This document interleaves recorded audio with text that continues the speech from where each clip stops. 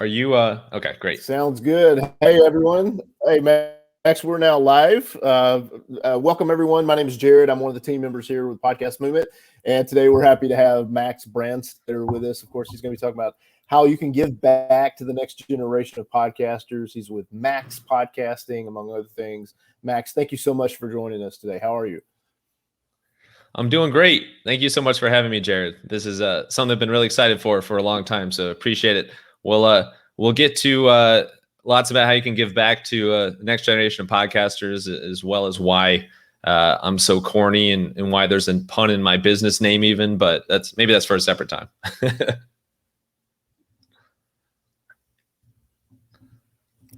Well, not a problem. All right. Well, Max, why don't you start out and just tell us a little bit about yourself for those that are not familiar with you or your work, and then you dive right in. All right. Yeah, sounds great. So I'm the founder, podcast producer of Max Podcasting. So I started kind of my career in the corporate world, worked in brand management, and left that after a few years to join my family business, Hippo Direct. And we were thinking about ways to market the business, and just kept going back to podcasting, kept hearing a lot about podcasting, couldn't get away from it, couldn't get away from listening to it. And so we decided to start a podcast called Wild Business Growth Podcast. And that is what kind of started my, I guess, obsession or geekdom, whatever you want to call it, with podcasting, because pretty quickly on realized, one, how fun it is, how great of a networking tool it is, how great of a marketing tool it is, and just how many doors it opens. And so the more I got into the podcasting community, I realized what a special place it is.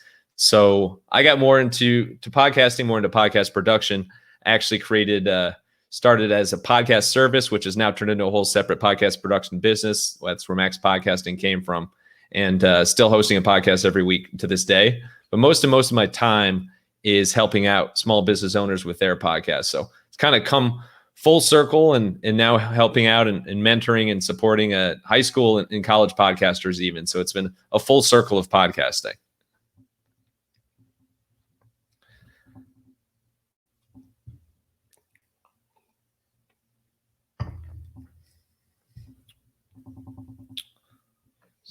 So if we start off here, I'm going to bring up my slide deck.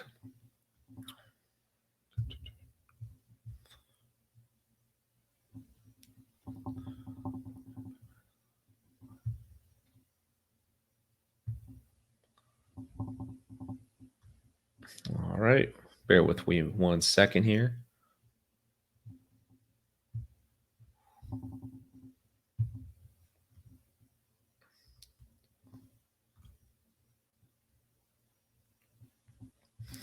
All right, so let's get how you can give back to the next generation of podcasters. So this idea kind of came from the idea that there's a ton you can learn in this podcasting industry. There's a ton of questions that people have when you're starting out. There's a ton that you have as well. So I'm just going to get into it. A little bit about my background now. Let's get to kind of what we're going to get groovy with today. And again, corniness, I can't turn that off. But the main sort of thing here is we're going to cover this. What is this actually? Why should you care about helping out other podcasters, up and comers in the industry? We should talk about how you can do it, how to champion the podcast with your content, how to support and mentor up and coming podcasters. And the third part of that is how to create a service that actually helps podcasters get better. So we're going to do all that. We'll do a recap where we cover the whole shebang of it. And so let's get into it. And of course, let me know if you have questions at any time. So why should you give back to the next generation of podcasters? What does this actually look like? Let's do a little exercise I call the time travel exercise. So time traveling. I know this is a very new thing. I'm like inventing time traveling, but do a little exercise. Close your eyes for a few seconds and think back to when you started your podcast, when you were planning to start your podcast. There's probably a lot that you had no idea about. There's probably a lot of questions you had about how to start your podcast, what the podcast actually looks like. How do you grow this thing? How do you reach people with it? There's a lot you didn't know about. And I would bet there's a few people or resources or people in the community that were invaluable, were super valuable to helping you figure out how to actually podcast and how to be a podcaster. So you can open your eyes now, fast forward a little bit. Let's get back to today. You've probably learned a ton about podcasting from your own experience, as well as from others that you've been paying attention to. So think about it. What can you share? What can you give back? What can you do to kind of keep this momentum and keep this industry growing and growing? Because it's the podcasters, it's that enthusiasm, that advocacy, that kind of championing aspect that keeps this industry growing and thriving the way it is. And there's undoubtedly a crazy amount of information that you have and tips that you have, ways that you can help out, that you can share with others. So the first step is championing the podcast industry with your content.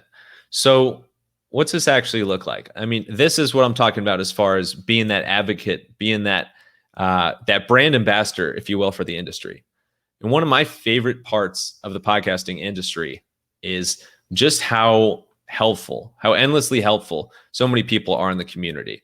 It's such a positive atmosphere. There's such an amazing amount of people that are willing to give back, willing to share what they've learned along the journey.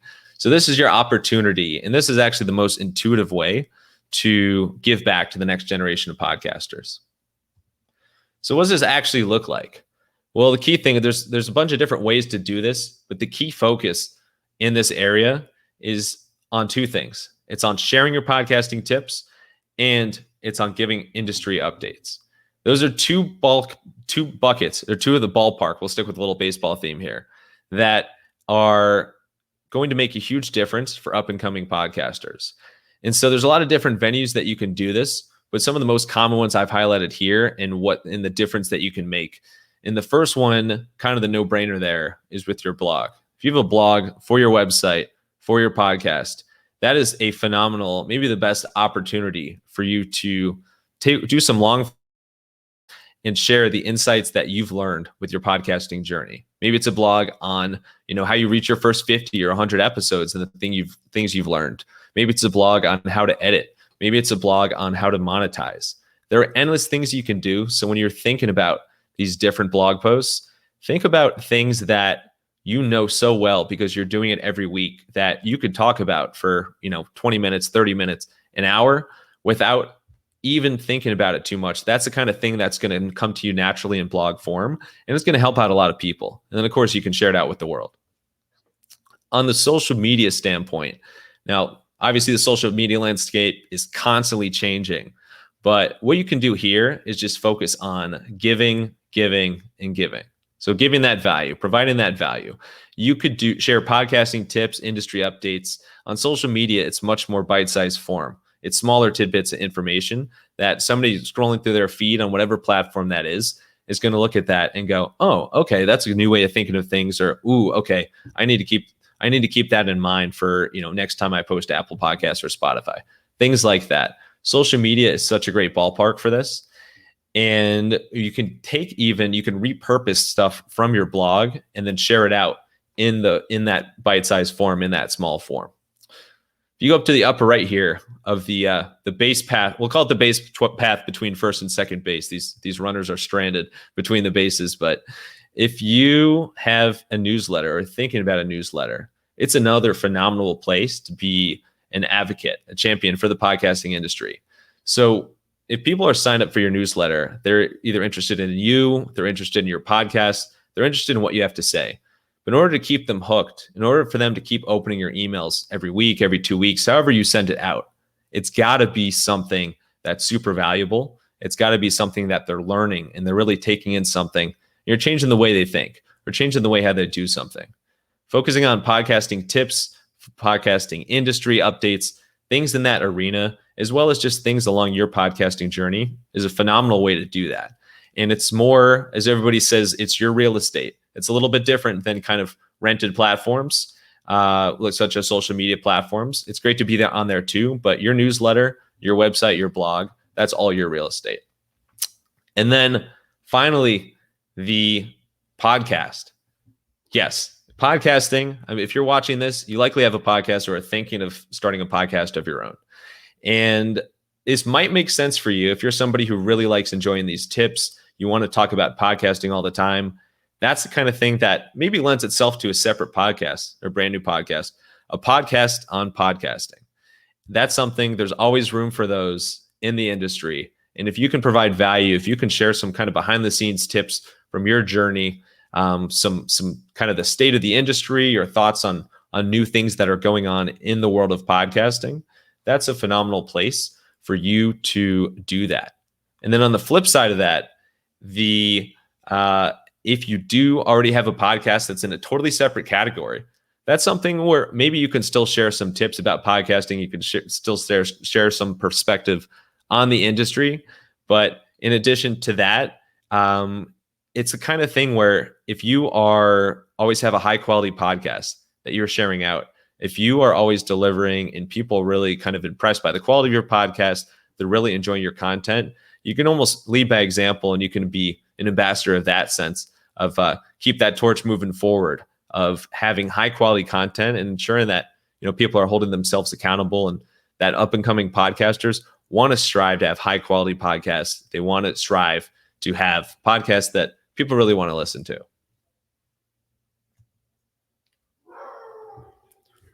So that's the first sort of ballpark there, is having a podcast where or championing your podcast and being that real ambassador to the industry.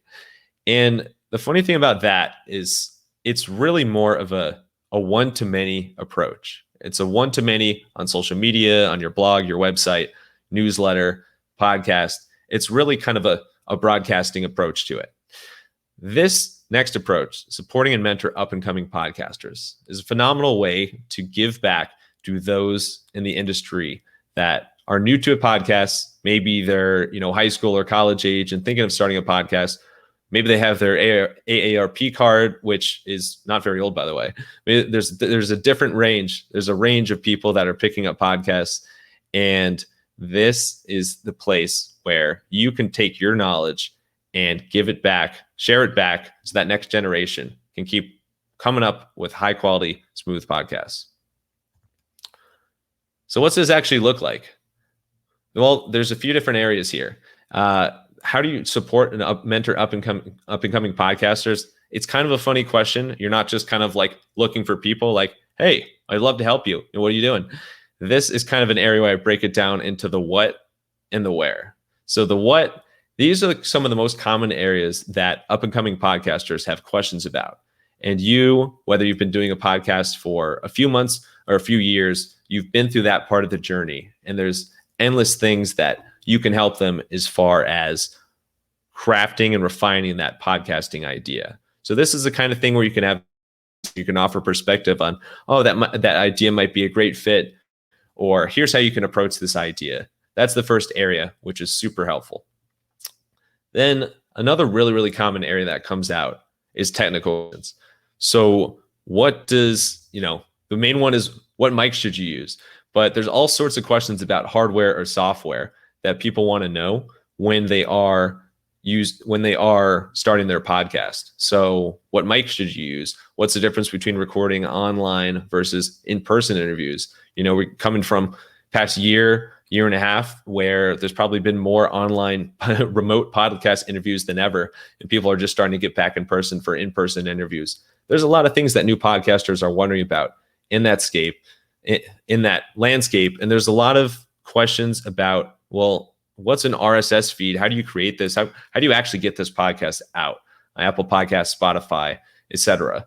And that's the kind of thing where you can add a lot of help. You can add a lot of your brilliance there. And of course, there's lots of other areas that new podcasters are going to wonder about. But some of the most challenging buckets, I think I've highlighted a couple of them here, that I think are the most curious areas and areas that you can add great guidance and be most helpful for new podcasters. And that first one is community building. I say it myself. I've seen it in so many different places that people often, when they're asked, what's something that you wish you did differently when you started your podcast? I think the number one thing that comes up is community building. So many podcasters wish they can go back in time and be more intentional about how do you build your community? How do you actually build a community around your podcast? how do you keep it so it's not just people that listen every now and then, but it's actually, raving fans, wild fans of your podcast who are excited every single week and get involved. Maybe make them a part of your show. Maybe there's giveaways. Maybe they help you create content. There's lots of different ways to do that. But the key thing here is from the early onset of your podcast, you want to be intentional about building that community. So what can you do to help out these up and coming podcasters who would love to have a thriving community for their podcast, but they don't know where to start? Think of what went right for you and what maybe is still a challenge point for you in your podcast, and think of what you can share to those up and coming podcasters to make it a smoother journey and to create a really, really special community around their podcast. And then maybe the most difficult topic is monetization. There's that big myth that so many new podcasters think is that, okay, I'm going to start a podcast.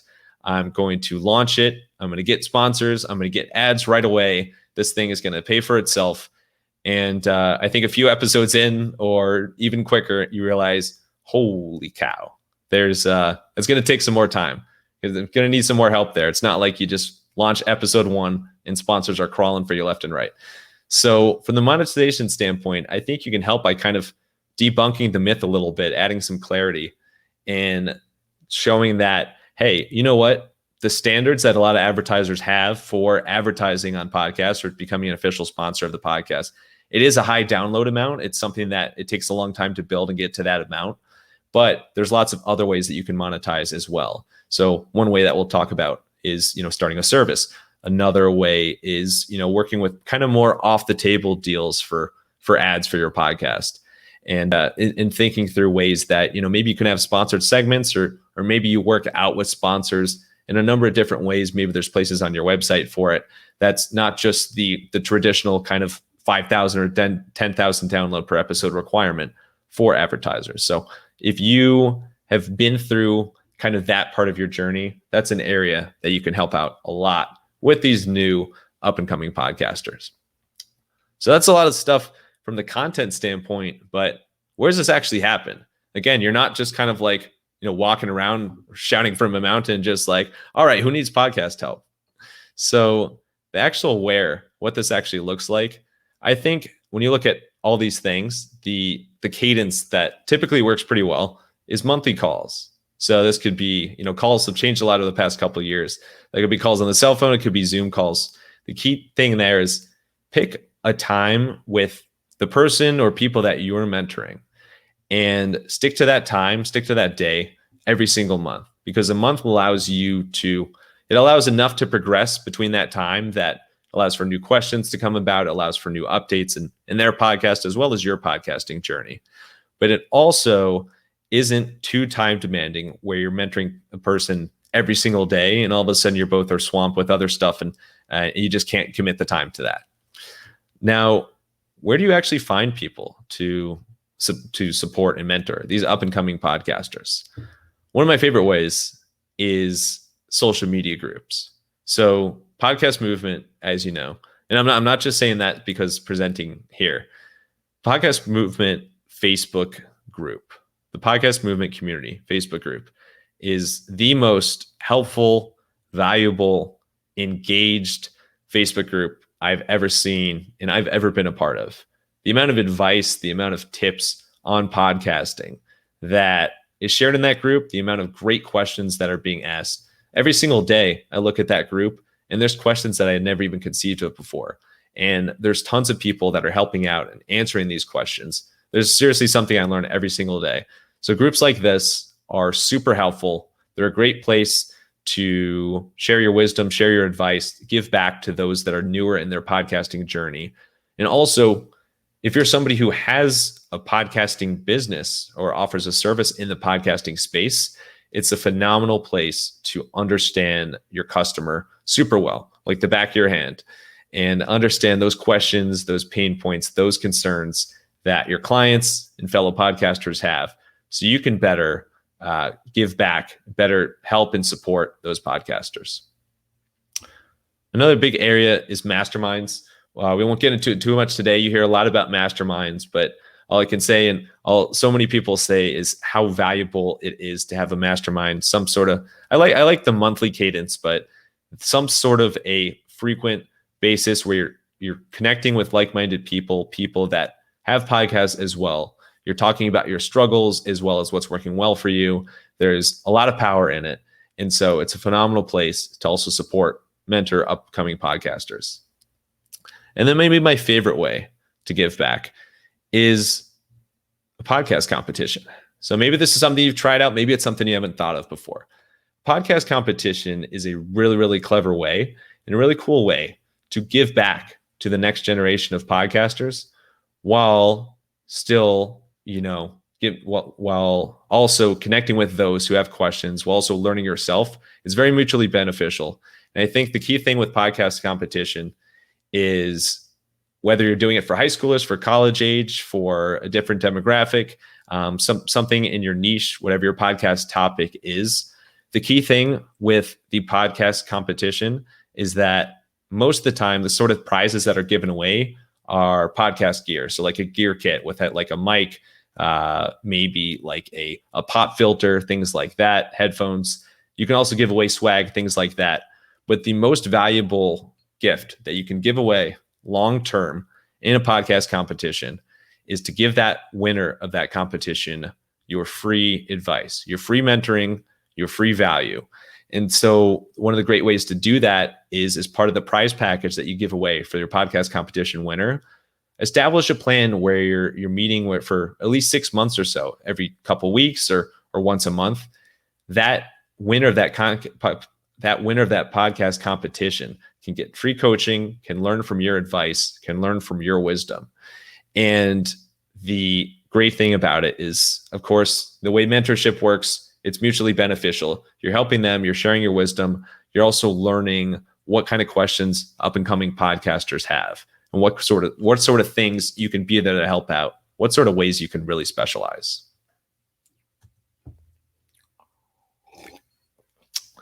Finally, step number 3. So we kind of talked about step number 1 was kind of the one-to-many approach with championing your content on social media.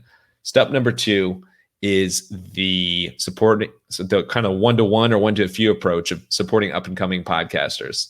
Step number 3 is that focus on creating a service that actually helps podcasters get better. So this is something, can you think of something that's so valuable that other podcasters, people in the industry will actually, pay money to, attain this service and get your help in these areas? And this is kind of the difference between giving advice and actually creating a business, starting an LLC, being in that space and really honing in on your passion for podcasting. So what's this look like? How do you create a service that helps podcasters get better? It's all about taking that passion for podcasting, turning it into a business that gives back to the next generation. And what this is a very simplified view of starting the business. Anybody who has started a business or started a project, a service like this knows it's much more complicated. You can't diagram it in any sort of simple way like this and really get the full gist of it. But I think the one thing with any business that it has in common are these steps, and it applies to starting a podcasting business, podcasting service as well. So what you want to start with here is to, number 1, identify the problem. And here, think about your pain points. There are a lot of pain points in the podcasting industry and in your podcasting journey. Think back to the time travel exercise when you're thinking back, how many things you need to figure out just to get your first episode out the door, just to tell people you have a podcast in the first place. Think through those pain points and think through, what are the biggest problems that I had in my podcasting journey? Because you know what? More often than not, many podcasters have those same exact problems, those same exact pain points that you have. Next is to think through those pain points and think through, okay, of these pain points, of these problems, what can I actually develop a solution to? What can I provide that I'm good at that other people will no doubt want help with and can form itself into a sustainable model? So develop the solution, think through which of those is kind of at the happy mix of something that you're good at with something that is a big help in the podcasting industry and people can really benefit from. And then the next one is taking that from kind of the concept, the business concept, the idea stage, business planning stage, to actually starting your business. So again, there's a ton involved in starting your business, but this is the kind of stuff behind the scenes that makes the difference from somebody kind of just starting to give some advice to actually standing on that mountain and be like, hey, I am here for you podcasters. I'm here to give back, to help you with your struggles. And I have a full business that's focused on this, this, and this. So starting your business, this is the behind the scenes stuff, like setting up your LLC. And that can look like a number of different things depending on what state you're in. There's different fees associated with it. There's different forms that you have to file, but you can do it. It's not overwhelming. It might be overwhelming at first, but trust me, you can do it. You need to figure out your physical location. What's the actual physical address for your business, wherever you're working from. You need to figure out your website, maybe get some web design help if that's not your specialty. Definitely is not my specialty. And these are the kind of things you can put together, as well as kind of crafting testimonials and getting those first few clients. That's what's involved in actually starting your business and turning this passion for podcasting into a business that gives back. And then finally, growing your business. Okay, if you started a business, that's a huge step. It might be a huge relief. It might be you kind of on a sky high from starting your business in the first place. Now the fun begins. Getting more clients, reaching back to people in your network, reaching back to previous podcast guests are a phenomenal help here. And just setting up calls and saying, hey, would love to catch up soon. Hope you're doing well. I just want to let you know that I have a new podcasting business. Kind of my passion for podcasting is so much that I realize it's a good fit for me to offer service to help fellow podcasters. So whether it's you or somebody else, let me know, check out my site. Let me know if people are interested. If you know of anybody that, for example, needs help with this area of their podcast, that needs help with production of their podcast, needs help with the marketing of their podcast, send them my way. That's the kind of thing where you're at that stage where the marketing, the referrals, getting those clients, standing on that hill and being, okay, I'm here for podcasters. I have your back. This is my business. That's where it makes the difference. And that is where you turn your passion for podcasting into a business that gives back. So to recap, three main points there for giving back to the next generation of podcasters. First part is all about championing the podcasting industry with your content. That's a heck of a tongue twister there. The key focus there is sharing those podcasting tips, sharing the industry updates. And there's a variety of different forms to do that, but you want to keep that focus on providing value, endless value, whether it's in long form with your blog, whether it's short form with social media. Keep being one of those amazing people who always gives value and that people want to follow, that people want to subscribe to, because they know that they pay attention to you. They're going to learn something and it's going to help them in their podcast. Step 2 is to support and mentor up and coming podcasters. Again, the one-to-one approach or one-to-a-few approach. And that's broken down into all those key issues that podcasters are wondering about, that podcasters have technical questions, that podcasters need to find out things about community building, monetization, these areas that even the most advanced podcasters can still struggle with to this day. And then establishing some sort of system or some sort of routine where you're meeting monthly, where you're responding to people in social media groups every single day, giving value from that standpoint, whether you have a mastermind, if you even want to go into a podcast competition, that route. And then finally, creating a service that helps podcasters get better. So what's involved with actually taking your passion for podcasting and turning it into an actual business that gives back and helps podcasters? And the best part here is, so many people get swamped with time, and so many people, their plates are so full, especially when you have a podcast that's adding something very time consuming to the mix. When you have a business in the podcasting space, when you have a business that gives back to podcasters, it's a very, very strong mission, and it's something that keeps you motivated. And you can go to sleep at the end of each day knowing that, hey, I'm helping people in this amazing community. I'm helping those podcasters with their struggles, with their questions. And I'm being somebody that I wish I had when I started my journey. So it's a really rewarding thing. You can come full circle in that regard. It's something that you can keep on doing, can actually create revenue streams and actual business for yourself, for your family, and you're constantly giving back. And that all against goes from identifying the pain points, finding the solution, developing that solution, starting a business, and growing that business.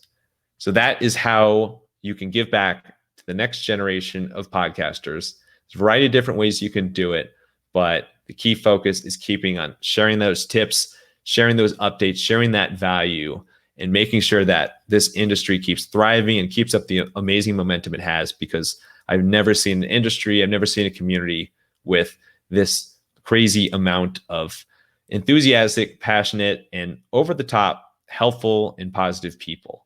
And the more you can give back, the more the industry will continue to stay that way. So keep giving back to the next generation of podcasters, and keep staying awesome there. So thank you so much. I am Max Branstetter once again. You can always email me at max@maxpodcasting.com for these slides, or with any questions on podcasting. I'm here for you. You can tell I kind of geek out about this stuff. You can find me at the Wild Business Growth Podcast every Wednesday. Jared will have to get you on there soon. Long overdue. But thanks again, and we'll open up for questions.